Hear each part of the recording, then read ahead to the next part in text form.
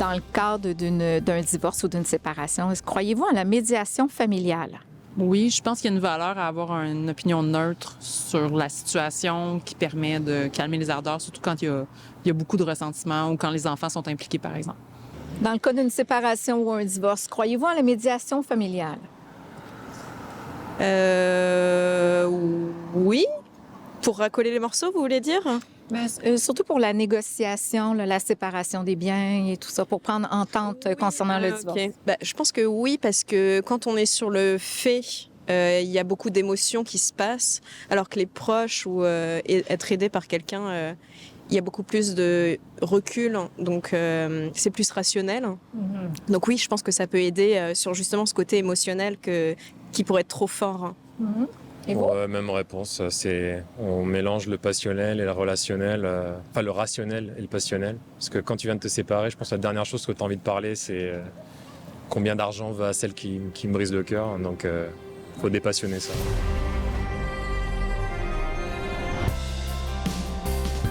Et vous, y croyez-vous à la médiation familiale? Restez avec nous, on répond à cette question à la fin de l'émission.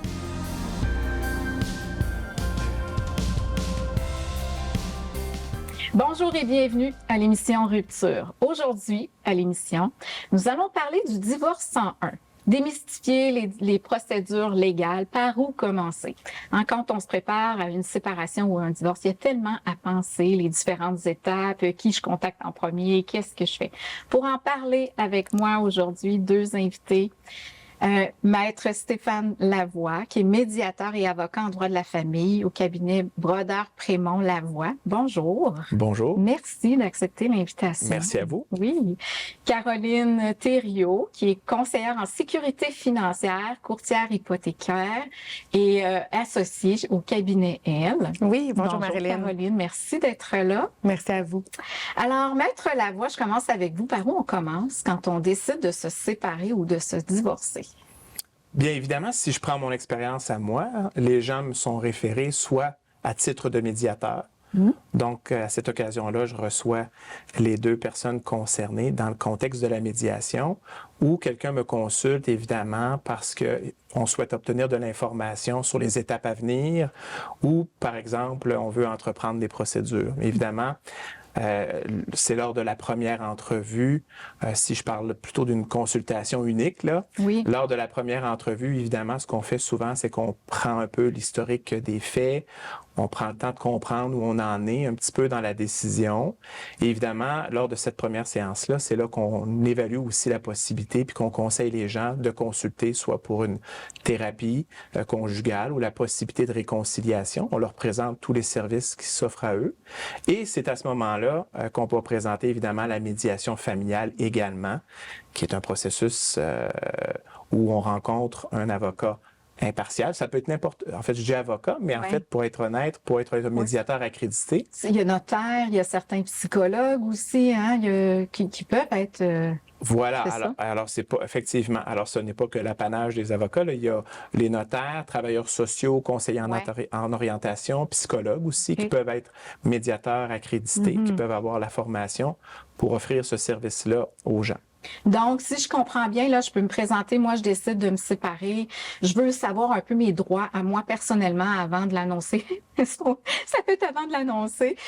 Et là, je peux aller vous consulter. Ou sinon, l'autre option, c'est on a pris la décision de se séparer et on va vous voir dans le cadre de la médiation, c'est ça? Exactement. Okay. Puis lors de la première séance où vous me consultez, dans cet exemple-là, par exemple, on présente le processus de médiation, comment ça fonctionne, puis on invite les gens à y participer.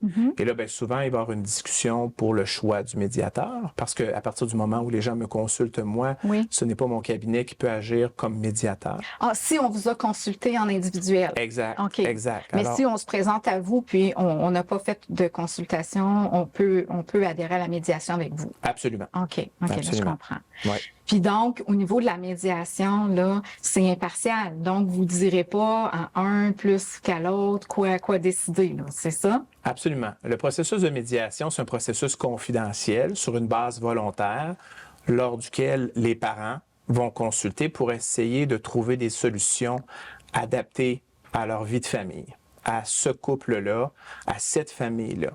Bien entendu, on essaie autant que possible de traiter de la question de l'exercice des responsabilités parentales, Oui. d'avoir une saine communication entre les parents. On va parler évidemment, puis on va discuter du partage du temps de vie des enfants. Et évidemment, pour les gens mariés, on va aller jusqu'à déterminer aussi les conséquences rattachées au partage du patrimoine familial et la dissolution du régime matrimonial. Ça, c'est dans le meilleur des mondes. On veut tous les deux la médiation, on est d'accord, on a à la base une certaine entente malgré notre séparation. Mais dans le cas où c'est impossible la médiation, on peut pas, on n'y arrive pas, qu'est-ce qu'on fait à ce moment-là? Bien, lorsque les gens ont tenté la médiation et que ça n'a pas fonctionné, ou bien refusent catégoriquement d'y participer, bien entendu, à partir de ce moment-là, il va y avoir le conseiller juridique, l'avocat ou l'avocate qui va accompagner le client pour la suite des choses. On peut penser évidemment à la procédure judiciaire classique, là, où il va y avoir une demande en divorce, où là, à ce moment-là, on va saisir le tribunal pour qu'éventuellement, faute d'entente, il y ait une décision qui soit prise. Mais ce qu'il faut savoir, c'est que l'important, c'est de s'asseoir avec le client ou la cliente pour vraiment établir les besoins. Alors, c'est pas parce que la médiation fonctionne pas qu'il n'y a pas moyen de tenter des discussions à l'amiable en dehors de procédures judiciaires, même si on est représenté par avocat. Donc, il arrive à l'occasion que les avocats qui représentent l'une et l'autre des parties échangent et tentent d'arriver à une solution négociée sans nécessairement qu'il y ait judiciarisation, là. Donc, dans ce cas-là, moi, je parle à mon avocat, on prend une entente, il propose ça à l'avocat de mon ex-conjoint ou conjointe, c'est ça? Exactement. Donc, c'est par l'intermédiaire des avocats. Tout à fait. Mais pas nécessairement à la cour encore, là, devant mettre le juge et tout ça. Là. Non. Ça peut se faire là. Il faut savoir quand le début d'une procédure judiciaire est le moment où on pourrait être appelé d'aller dans le tribunal pour une décision, bien, en tout temps, les parties peuvent retourner ou entreprendre la médiation. OK. Ou régler leurs différends par l'intermédiaire de leurs procureurs respectifs. Donc, les modes de résolution des conflits à l'amiable, la prévention de règlement des différends, là, c'est en tout temps des mécanismes qui sont utilisés, peu importe à quelle étape, pour tenter autant que possible d'avoir une entente bien adaptée pour les gens, sans nécessairement aller ultimement devant le tribunal faire trancher. Fait qu'il y a différentes options qui s'offrent à nous, là, de ce que je comprends. Exactement. Merci, Maître Lavoie. Une des autres étapes importantes qui vient, je vous dirais presque, c'est rapidement proche finalement à tout ce qui est les procédures légales, c'est côté finance. Hein? Puis ça aussi, Maître Lavoie, quand vous faites le bilan, les gens doivent aller faire leurs devoirs, faire leur bilan financier et tout ça. Donc, Caroline, comment ça se passe? C'est quoi les différentes étapes là, qui doivent être faites? Parce que vous accompagnez, vous, le cabinet, principalement des femmes. Donc, vous voyez vraiment là, tu sais, c'est votre travail. Donc, qu'est-ce que vous leur conseillez? La première étape, Marilyn, très important de justement céduler une rencontre avec le conseiller financier ou le médiateur. Moi, je pense que ça vient en premier. Et avant cette rencontre-là, qu'est-ce qu'on fait? C'est qu'on doit se préparer. Il y a un bilan à faire sur notre situation, sur notre patrimoine. Et dans les étapes en ordre, ce que je conseille beaucoup, c'est le budget. Première des choses, je me sépare demain matin, je dois faire mon budget projeté. C'est ça que les clients souvent oublient. Ils se font un budget en disant où je vais vivre, où je vais habiter, mais ils oublient cette partie-là. Je vais avoir des allocations familiales de plus. Je vais avoir probablement une pension alimentaire de plus. Donc, il faut en prendre en considération. Ça nous permet d'avoir une vision moins stressante de ce qui s'en vient pour la suite des choses. Donc, le budget, j'invite les gens à aller sur le site de l'Autorité des marchés financiers. Il y a une belle application qu'on peut utiliser qui est très conviviale. Deuxième chose, donc, au niveau du budget, Oui. là, si je comprends bien, la personne, elle va faire son budget en lien avec sa situation. Bon, en ce moment, ma maison me coûte X. Et aussi de le faire, ben, si je m'en vais en logement ou si j'achète une maison. Et là, en considérant les possibles allocations familiales et pensions alimentaires. C'est ça? exactement. OK. Donc, c'est le premier point à faire. Ça va rassurer le client, ça va lui donner une bonne ligne directrice et il va falloir qu'il y ait un peu devant lui ces chiffres-là lorsqu'il va arriver devant son conseiller financier, justement, parce que ça va être le point de base pour la suite des choses là, dans les finances. OK. Donc, premier point, le budget. Deuxième point, les comptes. Qu'est-ce qu'on a comme compte conjoint, compte personnel? Où vont nos dépôts de paye? Où est-ce que l'argent se situe du couple? Parce que rapidement, lorsqu'il y a une séparation, je conseille fortement de séparer les dépôts de paye et de commencer à gérer chacun pour soi l'argent. Les revenus individuels. Exactement, OK. parce que la première partie de conflit, habituellement, provient de l'argent. Oh oui, l'argent, hein, c'est très puissant. Hein. C'est puissant dans le monde, c'est puissant aussi dans le couple. Exactement. Donc, plus vite on arrête de voir dans quoi madame ou monsieur dépense qui ne nous convient pas, mieux on va se porter pour la suite des choses. Petite question là-dessus. On a pris la décision de se divorcer. On fait ce que Caroline recommande, donc chacun notre compte. On a des rentrées d'argent qui rentrent après. Ça commence où la séparation, justement, de...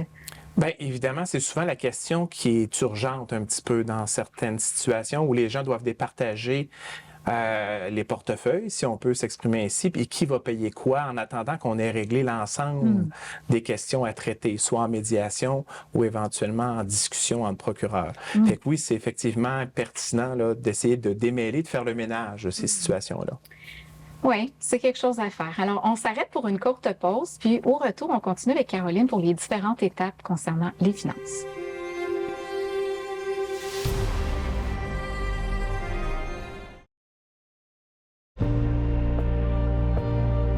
Dans le cas d'une séparation ou d'un divorce, croyez-vous à la médiation familiale? Oui, oui, bien sûr. Surtout s'il y a des enfants en plus dans le couple. Très clairement, c'est quelque chose qui peut aider à rester dans une ambiance saine, ne serait-ce que pour les personnes qui se séparent et évidemment sans parler des enfants qui nécessitent d'avoir un cadre quand même le plus posé possible. Nous sommes de retour à votre émission Rupture. Dans la pause, nous parlions avec Caroline des points à considérer lorsqu'on fait notre budget. Alors, on est rendu au troisième point, Caroline. Oui, le point super important, les dettes communes, les dettes individuelles. Très important de faire le bilan de son passif, que ce soit, exemple, pour une voiture. Souvent, on a besoin du conjoint dans certains cas pour réussir à obtenir ce véhicule-là. Bien, à ce moment-là, s'il y a séparation, qu'est-ce qu'on fait avec le véhicule? Qui garde le véhicule? On se ramasse avec quoi, là, un coup qu'on part de la maison avec... Et qui a la capacité de garder le prêt, l'emprunt. Absolument. C'est ça, parce que des fois, on a besoin des deux revenus. Là. Exactement. C'est ce que je comprends. Tout à fait, Marilyn. Puis les dettes, ce qui arrive, c'est que si on est conjoint de fait versus marié, il va y avoir une grosse différence, qu'est-ce qui rentre dans le patrimoine ou non. Donc ça va être un point à valider. Donc les dettes, faire le bilan, ça va être important de l'avoir devant son conseil financier ou devant son médiateur. Quatrième point, les actifs, à l'inverse du passif. Qu'est-ce que vous détenez comme actif? Quand je parle d'actifs, je parle beaucoup des placements, des investissements que vous avez, CELI, REER, les régimes épargne-études pour les enfants qui avaient contribué. Il va falloir partager le tout. Puis il y a des choses aussi là, mariées, conjoints de fait, qu'on peut partager ou non. Donc, on fait la liste de ce qu'on détient à ce niveau-là, puis on va travailler avec ça, le rendu chez votre professionnel. Parce que si on est marié, je comprends qu'on se sépare moitié-moitié. Si on est conjoint de fait, c'est une autre règle. En fait, c'est un peu plus complexe. Alors, lorsqu'on est marié, évidemment, on va d'abord établir le patrimoine familial, de quoi il est composé. On va établir les valeurs marchandes, les dettes qui sont rattachées à l'acquisition, l'amélioration, l'entretien de ces biens-là. Puis, on va établir aussi s'il y a des déductions pour ultimement arriver à un calcul qui va établir la créance de chacun pour les différents actifs. OK. Mais évidemment, pour les conjoints de fait qui ne sont pas mariés, bien là, évidemment, les dettes vont être traitées d'une manière qui pourrait être différente. Là. OK. Donc, je peux garder ma dette et il garde la sienne. Ça ressemble à quelque chose comme ça. Ça fait partie de ce qui va être négocié puis discuté, effectivement. OK. Merci. Est-ce que point 4, on a... Les actifs, exactement. Puis ensuite de ça, il y a tout ce qui est volet assurance-protection. Quand je parle d'assurance, je parle assurance vie, invalidité, maladie grave. grave. Pourquoi l'invalidité? Surtout parce que si on a du collectif en place, qui détient le collectif? Est-ce qu'on est assuré auprès de monsieur avec son employeur? Si oui, si je me sépare, je dois revoir mes assurances, prendre un plan personnel. Donc, c'est des choses à s'assurer, valider lorsqu'on arrive là. Ça, c'est un pour point la rupture. important, hein, quand on passe de l'assurance de l'employeur, donc les médicaments, tous les frais qui sont payés, à j'ai plus d'assurance, je suis là sur la RAMQ et tout ça, ça vient de changer beaucoup le budget, là. Exactement. Donc, c'est des choses qu'il va falloir travailler ensemble lorsqu'on va réanalyser le budget avec les revenus projetés, d'ailleurs, avec les revenus potentiels suite aux allocations familiales, comme je parlais au départ. Donc, les assurances, c'est un volet primordial aussi là, à regarder lors d'une séparation. OK. Fait que donc, les assurances et tout ça, puis là, il nous reste la maison à voir. Qu'est-ce qu'on fait avec la maison? La première question que les gens se posent quand ils se séparent, c'est est-ce que je vais avoir les moyens de me racheter une maison pour ceux qui sont déjà propriétaires? Ceux qui sont locataires, souvent, vont vouloir s'acheter quelque chose avec l'argent du partage de patrimoine. Donc, comment je fais pour m'acheter quelque chose? J'ai-tu les moyens? Si oui, et jusqu'à où je peux aller pour m'acheter une maison dans les montants d'achat. Donc, c'est toutes des questions qu'on va pouvoir analyser avec un courtier hypothécaire, puis qu'on va pouvoir déterminer avec la personne. Donc, quand je dis on conseille de faire la liste des points, c'est de rapidement aller voir un conseiller financier pour enlever cette anxiété-là, de dire je me sépare, est-ce que l'impact va être super important financièrement ou peut-être moins qu'on le pensait. C'est en établissant son budget, ses dettes, ses actifs, tout ça, qu'on vient à savoir le bon plan de match à suivre. Ouais. Parce qu'en tant que professionnel, autant avocat que conseiller en sécurité financière, vous connaissez un chemin des droits, des lois que monsieur, madame, tout le monde, on ne connaît pas nécessairement. Donc, on a avantage à vous consulter pour se faire aider, non? Absolument. C'est notre rôle, c'est notre plaisir d'accompagner et de soutenir ces personnes-là, de les diriger dans la bonne direction pour qu'ils vivent ça le plus facilement possible. Maître Lavoie, une fois qu'on a nos chiffres, on a fait nos devoirs, on Oui. a regardé, ce serait quoi l'autre étape? Ben, en fait, les informations que va nous fournir le client ou dans le processus de médiation ou dans un processus où on représente une partie, bien, effectivement, c'est très utile parce que ça nous permet de voir quels sont les enjeux et comment on pourrait arriver peut-être à un règlement du différend en ayant en tête les objectifs ou plutôt les besoins. Alors, on est vraiment sur des options. Donc, c'est avec cette information-là, souvent, qu'on va être capable d'accompagner. Mais c'est sûr que ce qui est important aussi là, pour vos auditeurs, c'est de vous rappeler qu'il y a des distinctions qui sont quand même importantes entre les gens mariés et les gens conjoints de fait. Donc, évidemment, les conjoints de fait, il n'y a pas d'obligation alimentaire entre époux, entre les parties, contrairement aux gens mariés. Alors, il y a des distinctions quand même. Mais à tout événement, avec cette information-là, on est capable d'accompagner adéquatement les gens et de les diriger correctement dans le processus. Donc, la médiation, qu'on soit conjoint de fait ou marié, on passe quand même par la médiation. Elle est ouverte, effectivement. Alors, tant pour les conjoints de fait, la médiation, que pour les gens mariés. Puis c'est drôle parce que quand on a tourné le Vox Pop en question, les gens sur la rue confondaient beaucoup médiation familiale entre thérapie pour éviter le... Oui. Donc, fait que si on creuse, là, vraiment, ça sert à quoi la médiation principalement? La médiation, c'est un peu comme j'ai dit tout à l'heure, c'est vraiment un processus lors duquel on va essayer d'établir c'est quoi les options de règlement possibles sur chacun des éléments sur lesquels on doit discuter. Donc, c'est sur une base volontaire, comme je le disais. Puis à la fin du parcours, le médiateur va faire un résumé des ententes, qui n'est pas un contrat, qui n'est pas un jugement, qui n'a pas de valeur.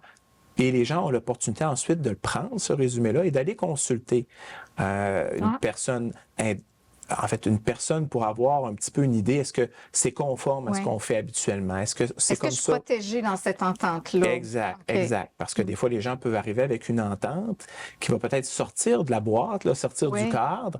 Alors, les gens ont l'opportunité ensuite de consulter et de valider le travail qui a été fait en médiation. OK. Fait que donc, c'est un travail d'équipe entre les deux personnes qui se séparent et le médiateur Absolument. pour arriver. Et par contre, si on veut vraiment une opinion sur son cas personnel, on doit consulter à l'extérieur de la médiation. En fait, je vous dirais même plus que les gens, on les invite souvent à consulter pendant le processus de médiation. OK. Pour faire un suivi en temps réel ou à la fin du processus. Mais une chose est certaine, c'est que je dis souvent ceci, la médiation permet peut-être d'avoir un produit fini haute couture, quelque chose qui va être adapté aux besoins et à la réalité de la cette famille. famille-là. Mhm. Voilà. Puis, une fois qu'on a passé les étapes de la médiation, donc je pense qu'on a droit à 5 rencontres gratuites. Est-ce que c'est encore... Pour une médiation initiale, pour des gens avec enfants à charge, c'est 5 heures de médiation subventionnées par l'État. OK. Ensuite, on s'est entendu avec une entente. Ce fameux document-là d'entente doit avoir un jugement. Il y a un délai, hein? Oui. En fait, comme je disais, le résumé d'entente de médiation, c'est pas le document tel qu'il peut être présenté si on veut ou on désire qu'il soit homologué Oui. ou entériné si on est des conjoints de fait, ou dans le cadre de gens mariés, qu'il soit homologué ou entériné au moment du prononcé du jugement de divorce. OK. Il faut que ce document-là soit transformé sous une autre forme, puis c'est ce qui permet aux gens de consulter avant d'officialiser la procédure. OK. Puis le jugement de divorce, Oui. on peut penser que ça prend combien de temps à se divorcer? À partir du moment où on dépose une entente à l'amiable, c'est pas très long. Ce qui peut être long, souvent, c'est lorsqu'on fait tout le processus judiciaire. Chacune des étapes sont litigieuses. Et là, il y a une mise en état du dossier dans notre jargon, là, où on complète toute la documentation Ouais. requise avant d'avoir une date éventuellement de procès. C'est le processus le plus long. Mais lorsqu'il y a une entente à l'amiable et que tout est signé, les documents sont complets, ça peut être quand même assez rapide. Ça va quand même assez vite. Ouais. OK. Donc, merci à vous deux. On s'arrête pour une courte pause. Puis au retour, c'est le moment de répondre à notre question Vox Pop. Restez là.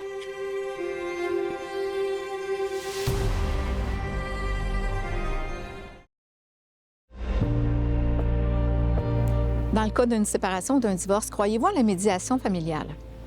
Certainement, je pense que les gens, ils doivent se parler. Déjà, essayer de faire une médiation entre eux. S'ils sont pas capables de le faire entre eux, d'ajouter un adulte dans la pièce pour discuter, c'est toujours avantageux. C'est mieux que de se chicaner. Dans le cas d'une séparation ou d'un divorce, croyez-vous à la médiation familiale? Oui, tout à fait.